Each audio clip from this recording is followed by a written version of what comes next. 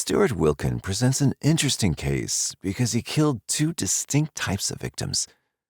Serial killers almost invariably target victims who share certain characteristics, which may be anything from their physical appearance to their vocation, or something as mundane as wearing high heels. They do this because it provides them with an emotional release. Ted Bundy killed young, attractive women. Jeffrey Dahmer killed homosexual men. Andrei Chikatilo killed children of both sexes. Stewart Wilken killed adult female prostitutes and early adolescent boys. Like all serial killers, there was a deep psychological motive underlying his choice of victims. Port Elizabeth is a large town on the east coast of South Africa, a country known for gold, apartheid, and Nelson Mandela. It's also the country with the second highest number of serial killers after the United States, although this is a lesser-known fact. By the beginning of 1997, at least 8 people had already been killed by the same man over a 7-year period in Port Elizabeth, or PE as it's generally referred to by South Africans. However, no one had connected all the cases. But Stewart Wilken finally made a mistake. On January 22, 1997, a 12-year-old boy named Henry Bakers disappeared. His mother, Ellen Bakers, wasn't concerned, as the boy frequently stayed over at his grandmother's house in nearby Missionvale, which is walking distance from their home in Algoa Park. However, when he didn't arrive home by Thursday evening, she became uneasy. On Friday morning, she went to her mother's house, only to hear that Henry had left for home on Wednesday. He had been missing for 2 days. The Child Protection Unit was contacted, and Sergeant Ursula Barnard began to investigate the case.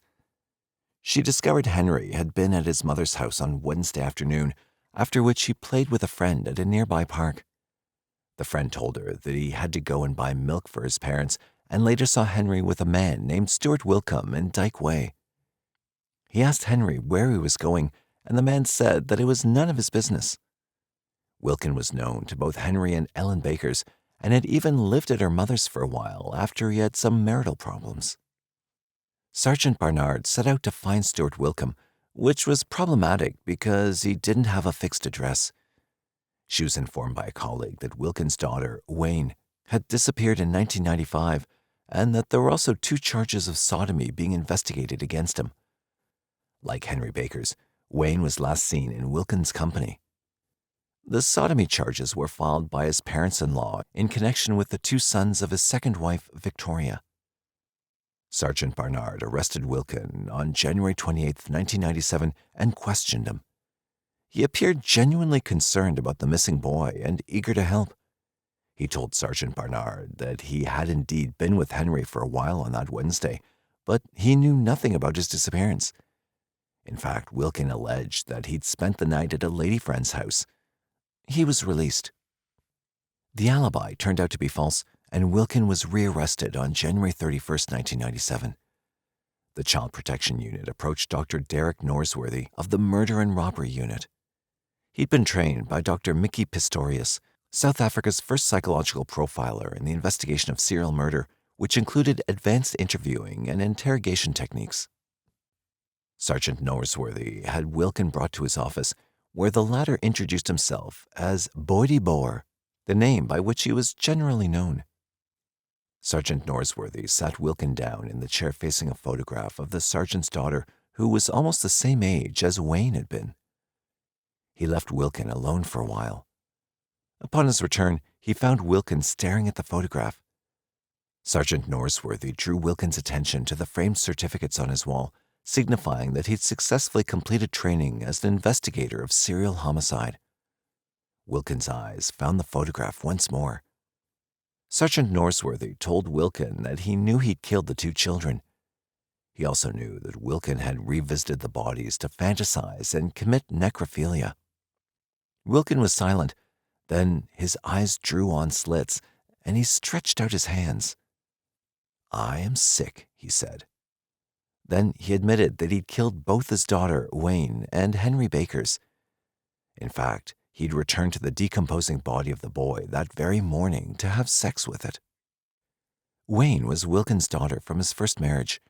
She was last seen on September 29, 1995, by her half-sister, who was Wilken's first wife's daughter from a previous relationship.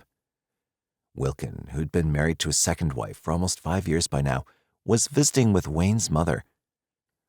Later that afternoon, the half-sister saw Wilken with Wayne sitting on a sidewalk about 150 feet from their home. Wayne was never seen again.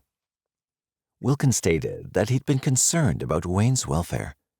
Her stepfather was molesting her, and there was not enough food in the house.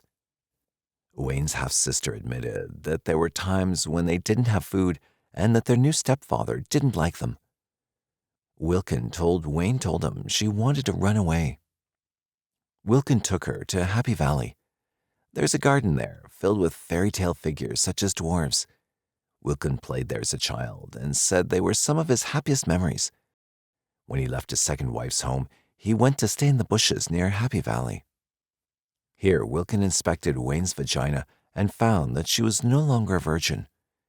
He wanted to save her from the kind of life that he had had and strangled her, thereby sending her soul to God. He removed her clothes and kept her body, talking to it and sleeping next to it at night. When the body had decomposed, he covered the skeleton with a tarpaulin. He placed her clothes next to him, as if they were still being worn.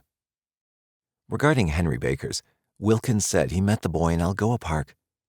Henry allegedly asked Wilken about sex. Wilken took the boy to an open field on the outskirts of Algoa Park. He told the boy to take off his clothes and proceeded to perform fellatio on him. Then he told Henry to lie on his back and he sodomized the boy. Henry cried and protested, and Wilken began to strangle him. As the boy died, Wilken ejaculated. Wilken also alleged that Henry was being physically abused by his parents. As he'd done with Wayne, he wanted to send Henry's soul to God. Henry's parents said that they had scolded the boy when naughty and at times had hit him on his buttocks, but they'd never kicked him, as Wilken alleged. Wilken showed police where he'd left the bodies. He took them to the place behind the Garden Court Holiday Inn where he'd kept Wayne's body and later her skeleton for about 6 months. This would finally provide the identity of a skeleton found there beneath a blue-green tarpaulin on May 22, 1996. At the time, forensic experts had only been able to identify the skeleton as belonging to a white girl younger than 12. Then Wilken took them to Henry's body, hidden in bushes near Algoa Park. The boy's body was found infested with maggots. Back at his office, Sergeant Norsworthy again confronted Wilken.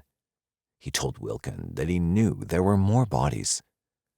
Wilken replied that there were probably at least 10. He proceeded to make a full confession to his lawyer, describing the crimes in explicit detail, using particularly foul language. This confession kept Sergeant Norsworthy and his colleagues busy for months, trying to locate the murder dockets, which is what case files were called in South Africa, pertaining to the crimes Wilken had described. It appears Wilken's first confirmed victim was murdered in February 1990. He was 15-year-old Monty Fico. He was a street child, of which, unfortunately, there are quite a few in South Africa. Wilken sodomized the boy at Cilliers Secondary School in Sydenham and strangled him. On October 3, 1990, after an argument with his first wife, Wilken picked up a prostitute, Virginia Geisman, at Russell Road. She was 25. He paid her and took her to Dagbreek Primary School, where they had sex. He then penetrated her anally. When she complained, he strangled her with her clothing and ejaculated as she died. He left her body in the schoolyard. On January 10, 1991, Wilken was solicited by Mercia Pappenfuss, age 37, at the Red Lion Hotel. They went to St. George's Park. When Mercia demanded her payment before intercourse, Wilken flew into a rage and strangled her. He then sodomized her and left her body in the park. On October 21, 1991, Wilken met a 14-year-old street boy who apparently agreed to have sex with him for money. Wilken took the boy to St. George's Park. The boy wanted his money, which angered Wilken. The boy tried to flee, but Wilken overpowered him and sodomized him. He ejaculated as he strangled his victim.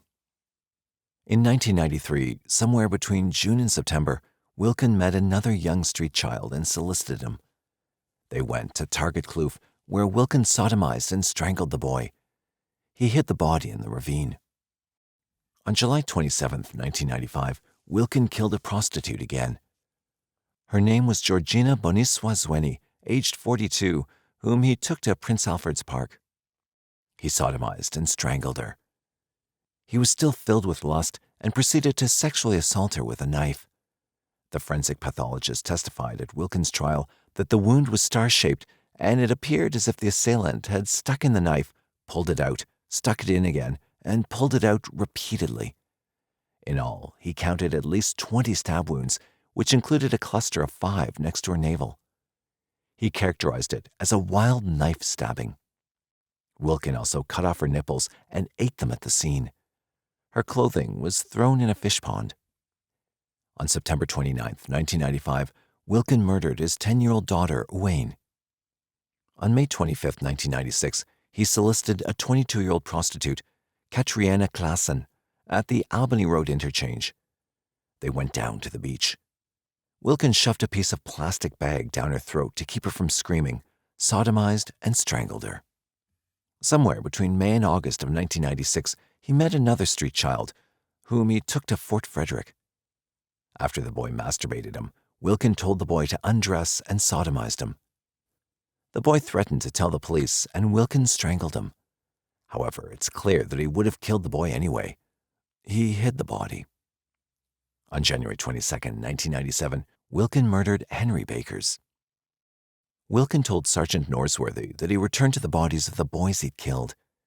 He rubbed vinegar and butter on the boys' feet to hide their scent from the police dogs.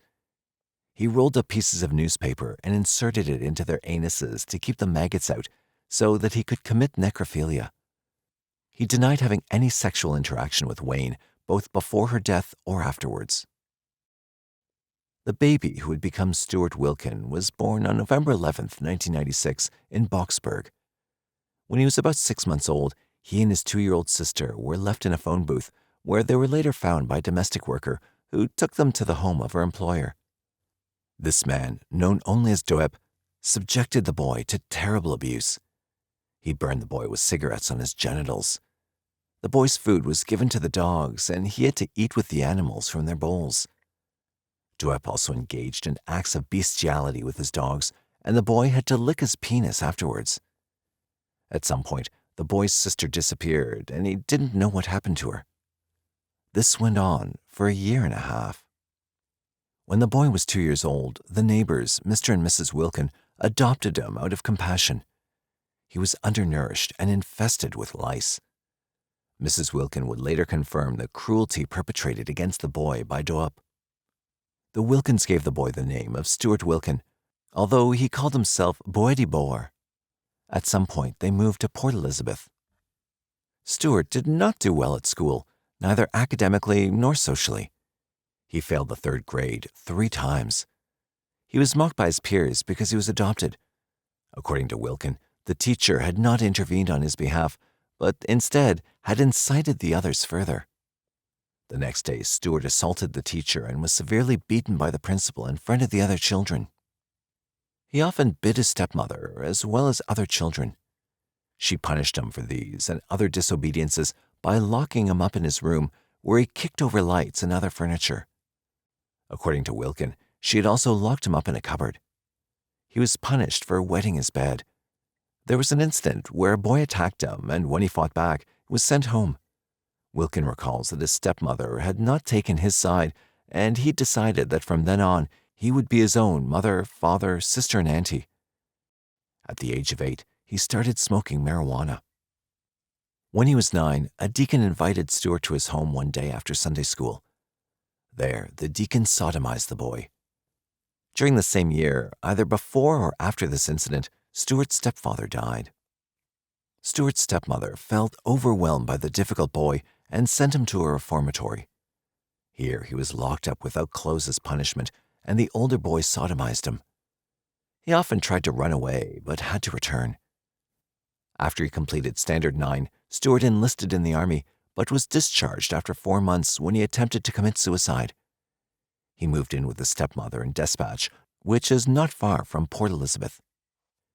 Stewart met the woman who would be his first wife, Lynn, in a nightclub. On December 25, 1985, they had a daughter whom they named Wayne. Lynn stated that after Wayne's birth, Wilken would only have anal sex with her, often in very uncomfortable positions. Wilken later alleged that Lynn turned to prostitution at this time. The marriage was not a happy one. Wilken assaulted his wife on numerous occasions, and she had him arrested for smoking marijuana. They got divorced, and Wilken vowed that he would never have sex with a white woman again for fear that it might be his long-lost sister. He met a colored woman, Veronica, who already had 2 sons. There are 4 main racial groups in South Africa: white of European descent, black, which comprises numerous different indigenous tribes, colored, which refers to people of mixed race, and Indian, descendants from India. Wilken and Veronica married and had 2 daughters. This marriage also didn't fare too well, and Veronica's parents accused Wilken of sodomizing the 2 boys. It was at this time that he left the house and went to live in the bushes near Happy Valley. The first 6 years is one of the most important periods of human development. It's a critical period for psychosocial development, and particularly forming attachments to other human beings. A critical period is the specific span of time during which a child is biologically ready and susceptible to develop specific skills, behaviors, or capacities, provided that she or he is exposed to the appropriate environmental conditions and stimulation. A critical period does not repeat itself. If a child should fail to develop those characteristics which fall in a critical period, it may forever be too late. Attachment is a psychological term referring to the emotional bond which develops between people, particularly between the child and his or her primary caregiver, which is usually the mother. This emotional connection is visible in the child's positive feelings when near the mother, as well as going to her in times of uncertainty and fear. Although researchers initially believed that feeding was important in the formation of attachment, studies indicated that warmth, comfort, and social interaction were the real significant factors. John Bowlby studied the development of attachment between child and mother and distinguished 4 stages in this process. During the 3rd stage, from 6 months to 2 years, the normal child becomes firmly attached to his or her mother. This is precisely the time when Stewart Wilken was abandoned by his mother. Instead, he came to be with a cruel man who showed him no love. How these 4 phases proceed is highly significant for the child's development. A mother who's generally unresponsive and unaffectionate towards her child will not mediate the formation of healthy and secure attachment in her child. Children with healthy attachments will be able to use their mother as a secure base from which to venture out into the environment and explore, happy in the knowledge that they can return to her in the face of anxiety. The child thus develops the belief that the mother will be there in times of stress, which creates an internal working model for all future intimate relationships. Stewart Wilken did not have this. He had a caregiver who abused him, hurt him, and humiliated him. He couldn't develop the trust that there'd be someone he could count on. Research has repeatedly found that emotional deprivation during the early years of life has a permanent effect on the child's personality. This is also the stage during which the foundation of socialization is laid. Socialization refers to the acquisition of the values, rules, and moral standards of a particular culture. In the early years of life, this task falls mainly on the parents' shoulders. They have to teach the child what types of behavior are acceptable and which aren't. Initially, it involves basic manners, such as keeping quiet while others are speaking, and toilet training. As the child gets older, the content of socialization becomes more complex. 2 important ways in which parents act as socialization agents are directly, by teaching their children how something is done, and indirectly, by acting as models. Parents who behave in a loving and caring manner will generally evoke similar behavior in their children. It's obvious that Stewart Wilken did not receive proper socialization at the hands of Doep. He was not taught to respect other people, that others shouldn't be harmed. At the core of socialization lies the realization that we live in a world filled with people who should be treated with respect. How could Stewart Wilken learn this from a man who abused him and treated him like a dog? Instead, The boy learned that your own feelings and needs are paramount, regardless of the consequences on the lives of others. Although the physical abuse decreased significantly when he was adopted, it doesn't appear as if his emotional world improved to the same degree. An aspect which is apparent in almost every serial killer's childhood is the absence of a proper father figure. Stewart Wilken's biological father abandoned him. His next father figure, Doep, abused him. Apparently, Mr. Wilken was good to him, and Stewart had affection for him, but his stepfather died when Stewart was 9, just the time when the father becomes very important in a boy's life. As a result, Stewart was left with no role model. He couldn't identify with a male figure to learn how he should be a man. Instead, he was sodomized by a deacon from the church. Again, he was confronted with the message, men are abusive and take what they want from others. As children get older, friendships become increasingly important. Not only is friendship pleasant to the children involved, but it provides a situation in which many socially oriented behaviors are learned and practiced. Children gain a deeper understanding of other people and become aware of different viewpoints. It moves them away from an egocentric point of view and helps with the development of empathy and helping behavior. Their social skills improve and they become better at dealing with people. Friendships can also be invaluable in coping with stressful situations. Stewart Wilken did not have close friendships as a child. Part of the reason may lie in the attachment style he developed. Children with secure attachments are much more proficient in developing friendships later in life than children with insecure attachments. Stewart was mocked and ridiculed by his peers. In such a situation, the child tends to become isolated and withdraws into his own world. He develops feelings only towards himself. To compound the situation further, his stepmother sent him to a reformatory. Again, he was rejected by his mother. Again, he was abused by others. And again, he was sodomized by older, more powerful males. The crimes of serial killers are fueled by their fantasies. Their fantasies are central to their beings. Unfortunately, we know nothing of Stewart Wilken's fantasies. Still, it would be logical to assume that he fantasized about revenge, about him being the one with the power. Fantasies find especially fertile soil in the tortured and the isolated. One way in which children master the negative experiences is to fantasize about it with the child now in the powerful role. Thus, if the child feels ineffectual in his life, ignored or rejected by others, or emotionally abused, he may create a fantasy where he is the powerful one, the one who rejects and abuses. This may evolve into what Miller calls the repetition compulsion. Recognizing his own powerlessness and helplessness in the weaker boy, as an adult, Wilken could identify with the powerful person and become the abuser.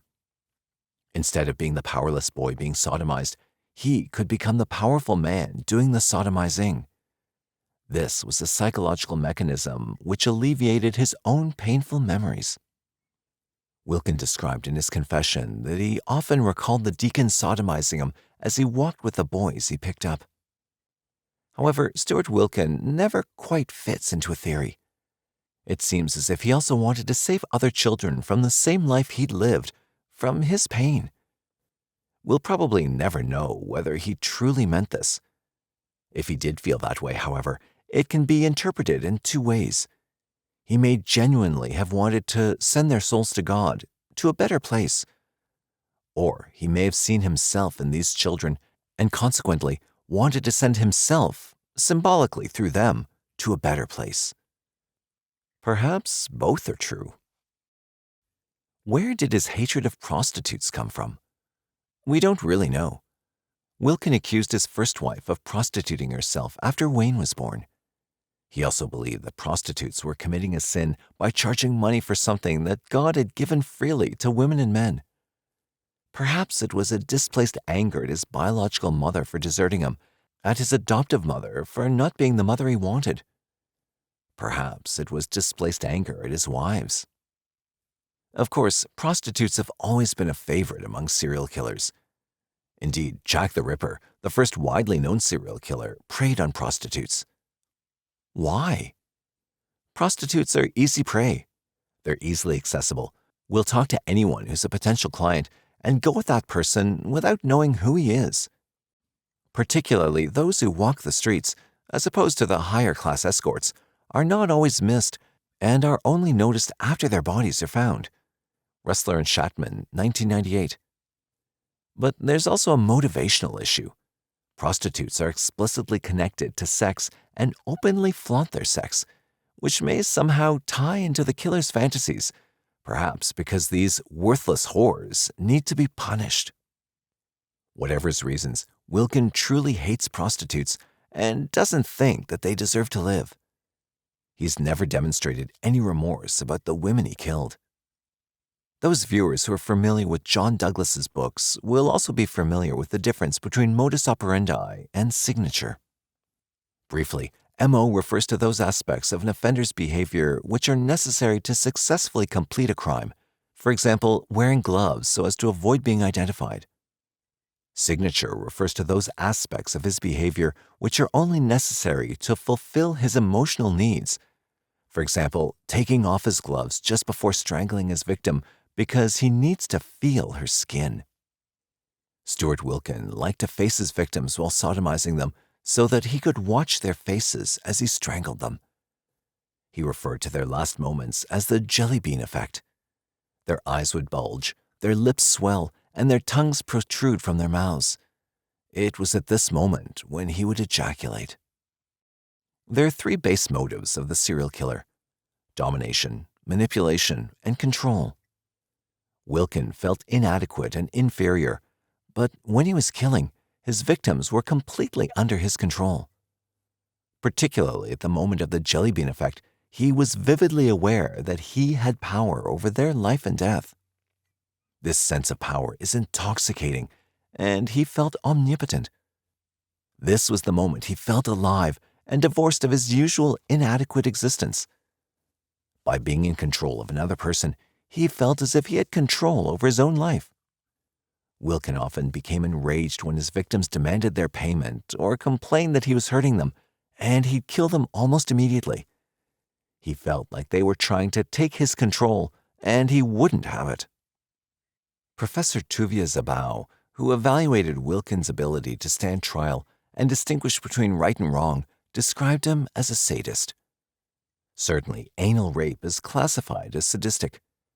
His preference for the jelly bean effect is even more so. But Wilken again doesn't fit neatly inside the box. Sexual sadists like to torture their victims in elaborate fashion, usually over protracted periods, and they relish any cries of pain. Wilken seemed to be motivated to kill as soon as his victims complained of pain. Perhaps because he remembered his own pain? Be that as it may, his sadistic pleasure in watching his victims, including the boys, die stands in stark contrast to his contention that he wanted to save them. However, it doesn't necessarily deny its truth. Serial killers don't think the same way that normal people do. While it seems contradictory from a normal perspective, it may not be from Wilken's. The murder of his daughter is possibly the most interesting part. By all accounts, Wilken loved Wayne. Her half-sister testified that Wilken and Wayne had a good relationship, that he visited her frequently and brought her presents. She said that he loved her. Both his wives stated that he was very kind at times, particularly towards children. Why did he kill her? Perhaps he truly believed he was saving her from being sexually abused as he had been. He kept her body close to him even when she was completely skeletalized. He spread her clothes out next to him and talked to her. To this day, he denies having any sexual contact with her, which may or may not be true. This doesn't conform to the behavior of a truly psychopathic killer. Still, this post-offense behavior begs the question, was it because he loved Wayne, or because he grieved for himself? Stewart Wilken appeared in court on February 3, 1997, charged with the murders of his daughter and Henry Baker's. Over the months that followed, more charges were added as the police connected the crimes detailed in his confession with existing murder dockets. The final charge sheet listed 10 counts of murder and 5 of sodomy. Both Dr. Mickey Pistorius and Professor Tuvia Zabau testified that serial killers in general, and Wilken in particular, cannot be rehabilitated. At least once during the trial, while Dr. Pistorius was testifying, Wilken asked to be excused to go to the bathroom. On his way, he indicated to Sergeant Norsworthy that he was going to masturbate. Wilken's defense did not contest 7 of the murder charges and 2 of the sodomy charges. Regarding the others, they felt there was not sufficient evidence to prove Wilken's involvement beyond a reasonable doubt. Mr. Justice Chris Jansen concurred and found Wilken guilty on 7 counts of murder and 2 of sodomy on February 20th, 1998. In South Africa, criminal cases are presented before a judge who decides the guilt or innocence of the defendant. The jury system isn't employed. The murder charges are related to Wayne, Henry Bakers, and Montefico, as well as all 4 of the women. On February 23, 1998, Stewart Wilken was sentenced to 7 terms of life imprisonment. Mr. Justice Chris Jansen said that Wilken had to be removed from the community. If the death penalty had still been available in South Africa, he would have imposed it. He mentioned that, while almost everyone had turned away from some of the videos shown, Wilken had displayed no emotion. Wilken's wife, Veronica, attended the proceedings and they were reconciled. After sentence was passed, they spoke for a couple of minutes and parted with a passionate kiss.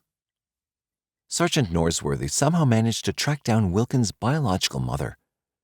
She'd been reunited with Wilken's sister shortly after she'd disappeared. She asked Sergeant Norsworthy to tell Stewart that she had not abandoned him and that she loved him, despite her shock at the truth of what her son had become. Wilken broke down when he heard this. When they spoke on the phone, he called her Mommy, a name he couldn't remember having used before. Stewart Wilken is currently in St. Albans prison, where he's tormented by hallucinations and delusions of persecution. He believes that the ghosts of his victims are haunting him. Dr. Pistorius felt that, in the absence of being able to portray the role of the aggressor, he's reverted back to being the victim.